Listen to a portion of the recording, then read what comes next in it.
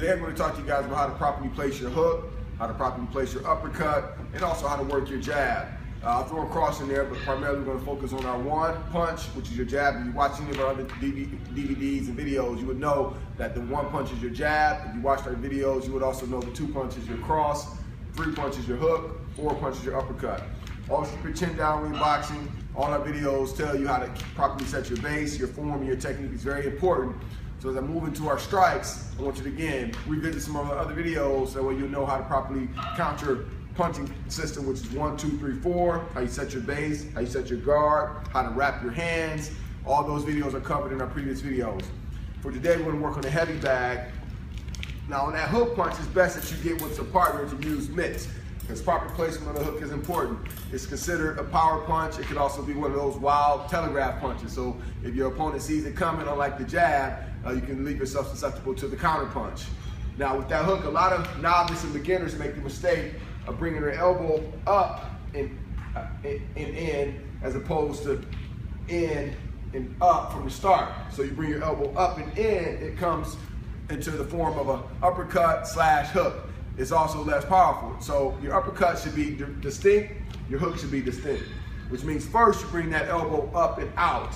Not all the way out where you're winging that arm or bringing your hand out further than your elbow. You want your elbow to stay in line with the wrist as you throw your hook. So your hook is here. Your hook is right in line with your elbow is right in line with your wrist. The wrist is parallel to the floor. Now let's talk about what your shoulder does on the hook. Your shoulder is your main system, or your main source of torque, your main source of power. All right, it's not going to be your wrist, not going to be your hand, not going to be your bicep. It's going to be that shoulder. So the more you torque that shoulder, the more power you're going to have. Your hip is also your contributor to power and explosiveness. Your pivot, your back leg, pushing off that toe, that front ball foot, pop it. Now, what a lot of beginners do wrong as well is they try to drive the hook and they drive their arm all the way through their opponent.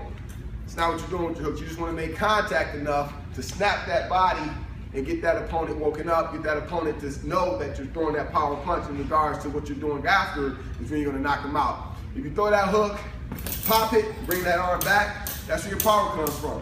When you drive through, you not only leave yourself susceptible to the counter punch, you also dissipate your power by rotating too much. So your power comes from your pop. So again, it's what you do after you throw your hook that counts. So bring that hand back, try not to drive all the way through and extend your arm. All right, so here's the demo. Bring it back. That's your three punch. Now I'm going to talk about the jab. Jab is the same concept. You want to snap that jab, bring it back. Snap it, bring it back. Now a lot of people make a mistake on the jab by leaving it out there too long. You leave it out there too long. It doesn't take good power. Big difference in what I'm doing now to a snap, snap, snap. Again, it's what you do after your jab that counts. That's your one punch. So you have your jab. Now again, watch some of our other videos, PowerEliteTraining.com is our website. Check out our YouTube video on how to properly throw that jab in terms of where the origin of the jab starts from and where it finishes. Now I'm just talking about what happens after you've already released that arm and extended that elbow. Bring it back. Move with your jab, your guard up, bring that arm back. Not only do you want to bring it back because it creates more power, but you're also getting back into your defensive stance. Our last one we talk about is uppercut. Technically, this is an uppercut bag, which a lot of people throw what you call a shallow uppercut, what I call a shallow uppercut, which means they don't drive all the way through their opponent. They stop here, right at their own chest, instead of finishing towards their chin, towards their opponent's chin. Your uppercut, if you land it flush, you want to drive through your opponent on your uppercut. Unlike your jab, unlike your cross, unlike your hook, where you're snapping that arm back, or that uppercut, that's that one where you're driving through. You create momentum throughout the whole punch, which means you want to take the opponent's head and chin up. You don't want to pop it like you're doing the jab, crossing your hook. So again, this is an uppercut bag, but after I throw my 1, 2, 3, drive up.